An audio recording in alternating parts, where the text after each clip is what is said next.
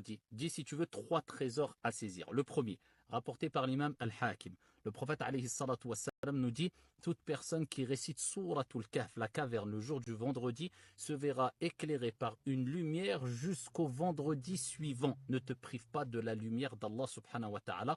Cela débute, c'est-à-dire cet instant-là, de Al-Maghrib du jeudi, donc à partir de Salat Al-Maghrib le jeudi, jusqu'à Salat Al-Maghrib le vendredi. Tu as tout cet instant-là pour lire Surat Al-Kahf. Et si tu ne sais pas lire en arabe Surat Al-Kahf, eh bien je t'invite à écouter un récitateur qui récite Surat Al-Kahf. Le deuxième des trésors, se rendre le plus tôt possible à la mosquée et ne pas traîner.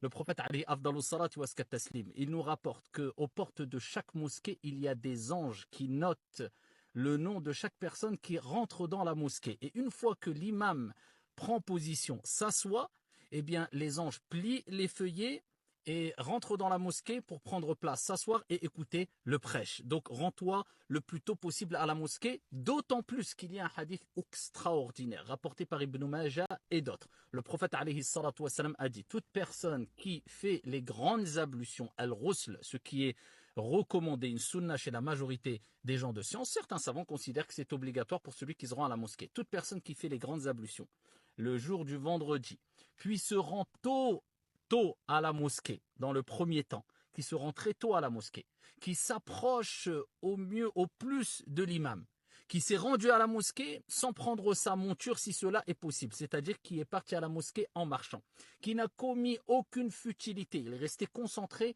pendant le prêche. Celui qui réunit ces choses-là qu'on a citées précédemment, eh bien écoute bien, le prophète alayhi salatu wassalam, il nous dit, il aura comme récompense pour chaque pas une année de qiyam ou layl, de prière de nuit, et une année de jeûne surérogatoire. Allahu Akbar. Troisième des choses, et dernière des choses, et dernier des trésors, et qui fait partie des plus importants, prier, augmenter les prières sur le prophète sallallahu alayhi wa sallam, surtout le jour du vendredi, car le prophète alayhi salatu wa sallam, dans le hadith rapporté par Al-Bayhaqi, il nous dit: augmentez les prières sur moi le jour du vendredi, et il nous dit: celui qui prie sur moi une fois, Allah Jalla wa Az prie sur lui 10 fois.